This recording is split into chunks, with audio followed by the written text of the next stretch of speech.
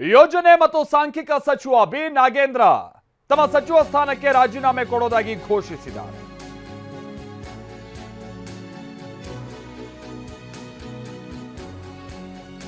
ಎರಡನೇ ಬಾರಿಗೆ ಸಚಿವರಾಗಿ ಅವರು ಮೊನ್ನೆ ಪದಗ್ರಹಣ ಮಾಡಿ 25 ದಿವಸ ಆಗಿತ್ತಷ್ಟೇ. ನಾನು ಆಗ್ತಾನೆ ಹೇಳ್ತಾ ಇದ್ದ ಹಾಗೆ ವಾಲ್ಮೀಕಿ ಹಗರಣದ ಬಿಸಿ ಇನ್ನೂ ಕೂಡ ತಡ್ತಾನೆ ಇದೆ ನಾಗೇಂದ್ರ ಅವರು. ರಾಜೀನಾಮೆ ಕೊಡೋ ಸಂದರ್ಭದಲ್ಲಿ ಹೇಳಿದಂತದ್ದೇನು, ಯಾವ ಕಾರಣಕ್ಕಾಗಿ ಅವರು ರಾಜೀನಾಮೆ ಕೊಡ್ತಿದ್ದಾರಂತೆ, ಪಕ್ಷಕ್ಕೆ ಮುಜುಗರ ಆಗಬಾರ್ದು, ಈ ಸರ್ಕಾರಕ್ಕೆ ಹಿನ್ನಡೆ ಆಗಬಾರ್ದು, ಆ ಕಾರಣಕ್ಕಾಗಿ ನಾನು ರಾಜೀನಾಮೆ ಕೊಡ್ತಿದ್ದೀನಿ ಅಂತೆಲ್ಲ ನಾಗೇಂದ್ರ ಅವರು ಹೇಳಿದ್ರು. ಬನ್ನಿ ನೋಡಿ. ಆದರೆ ನನ್ನಿಂದ ಸ್ವಾಮಿ, ನನ್ನಿಂದ ನಮ್ಮ ಪಕ್ಷಕ್ಕೆ ಮುಜುಗರ ಆಗಬಾರ್ದು ಅನ್ನುವಂಥ ಕೇವಲ ಒಂದು ವಿಚಾರದಿಂದ ನಾನು ಇವತ್ತು ನನ್ನ ಸ್ವ ಇಚ್ಛೆಯಿಂದ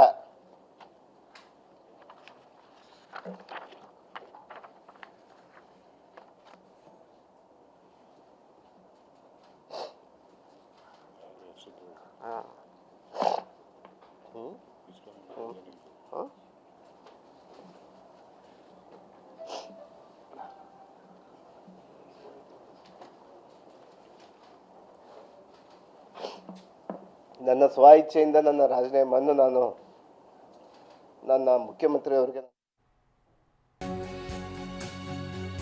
ಕೇವಲ ಸಚಿವ ಸ್ಥಾನ ಅಲ್ಲ, ನನ್ನ ಶಾಸಕ ಸ್ಥಾನವನ್ನು ತ್ಯಾಗ ಮಾಡ್ತೀನಿ, ಬನ್ನಿ ಅಖಾಡಕ್ಕೆ ಹೋಗೋಣ ಅಂತ ನಾಗೇಂದ್ರ ಹೇಳಿದ್ರು. ಮನುವಾದಗಳಿಗೆ ನಾನು ಸವಾಲೆಸಿದ್ದೀನಿ, ಬನ್ನಿ ಜನತಾ ನ್ಯಾಯಾಲಯಕ್ಕೆ ಹೋಗೋಣ, ನನ್ನ ಶಾಸಕ ಸ್ಥಾನಕ್ಕೂ ನಾನು ಬೇಕಾದ್ರೆ ರಾಜೀನಾಮೆ ಕೊಡ್ತೀನಿ, ಇನ್ಫ್ಯಾಕ್ಟ್ ಒಂದ್ ಹಂತದಲ್ಲಿ ರಾಜೀನಾಮೆ ಕೊಡ್ತಾ ಇದ್ದೀನಿ ಇವತ್ತು ಅಂತಾನು ಕೂಡ ಹೇಳಿದ್ರು. ಗೊತ್ತಿಲ್ಲ ಅದು ಕೇವಲ ಸ್ಟೇಟ್ಮೆಂಟ್ಗೆ ಮಾತ್ರ ಸೀಮಿತ ಆಗುವಂತ ವಿಚಾರನೋ ಅಥವಾ ಅವರು ರಾಜೀನಾಮೆ ಕೊಡುವಂತ ನಿಜ ಉದ್ದೇಶವನ್ನ ಹೊಂದಿದಾರ ಅನ್ನುವಂಥ. ನನಗೊಂದು ಅವಕಾಶ ಕೊಡಿ, ನಾನು ಮಂತ್ರಿ ಸ್ಥಾನಕ್ಕೆಲ್ಲ ನನ್ನ ಶಾಸಕ ಸ್ಥಾನಕ್ಕೂ ನಾನು ತ್ಯಾಗ ಮಾಡ್ತೀನಿ, ಬನ್ನಿ ಅಖಾಡದಲ್ಲಿ ಹೋಗೋಣ ಅಂತ.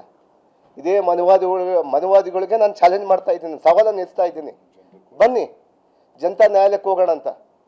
ನನ್ನ ಶಾಸಕ ಸ್ಥಾನಕ್ಕೂ ನಾನು ರಾಜೀನಾಮೆ ಮಾಡ್ತಾ ಇದ್ದೀನಿ ಇವತ್ತು. ನನಗೊಂದು ಅವಕಾಶ ಕೊಡಿ, ನಾನು ಮಂತ್ರಿ ಸ್ಥಾನಕ್ಕೆಲ್ಲ ನನ್ನ ಶಾಸಕ ಸ್ಥಾನಕ್ಕೂ ನಾನು ತ್ಯಾಗ ಮಾಡ್ತೀನಿ, ಬನ್ನಿ ಅಖಾಡದಲ್ಲಿ ಹೋಗೋಣ ಅಂತ. ಇದೇ ಮನುವಾದಿಗಳಿಗೆ ನಾನು ಚಾಲೆಂಜ್ ಮಾಡ್ತಾ ಇದ್ದೀನಿ, ಸವಾಲನ್ನು ಎತ್ತಾ ಇದ್ದೀನಿ, ಬನ್ನಿ ಜನತಾ ನ್ಯಾಯಾಲಯಕ್ಕೆ ಹೋಗೋಣ ಅಂತ. ನನ್ನ ಶಾಸಕ ಸ್ಥಾನಕ್ಕೂ ನಾನು ರಾಜೀನಾಮೆ ಮಾಡ್ತಾ ಇದ್ದೀನಿ ಇವತ್ತು.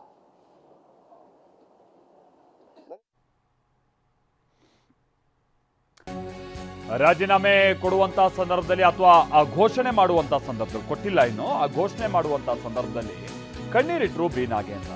ಸರ್ಕಾರಕ್ಕೆ ಹಿನ್ನಡೆ ಆಗಬಾರ್ದು ಅಂತೇಳಿ ನಾನು ರಾಜೀನಾಮೆ ಕೊಡ್ತಾ ಇದ್ದೀನಿ, ವಾಲ್ಮೀಕಿ ಹಗರಣದಲ್ಲಿ ನನ್ನ ಯಾವ ಪಾತ್ರವೂ ಇಲ್ಲ, ದಲಿತ ಅನ್ನೋ ಈಗ ಮತ್ತೆ ಅವರು ಜಾತಿ ವಿಚಾರವನ್ನ ಮೇಲಿನ ಮೇಲೆ ಪ್ರಸ್ತಾಪ ಮಾಡಿದ್ರು.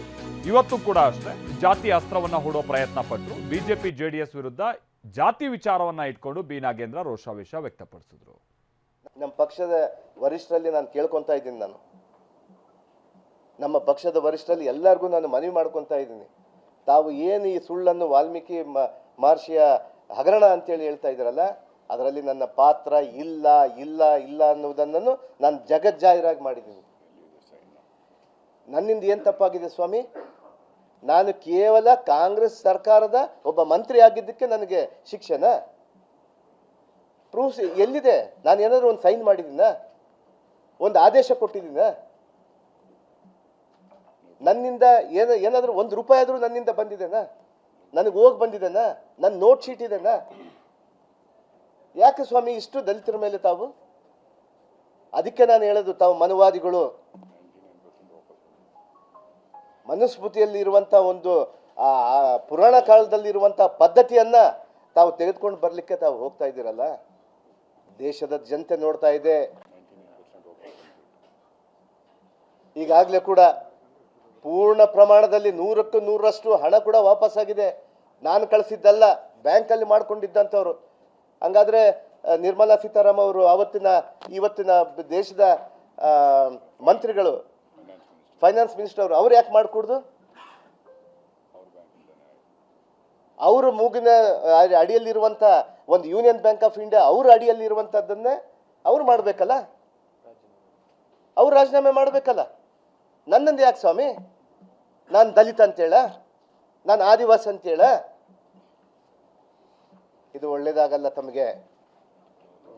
ಮುಂದಿನ ದಿನಗಳಲ್ಲಿ ನೋಡ್ತಾ ಇದ್ದಾರೆ, ದಲಿತರು ಮೊದಲಿದ್ದಂಗೆ ಇಲ್ಲ.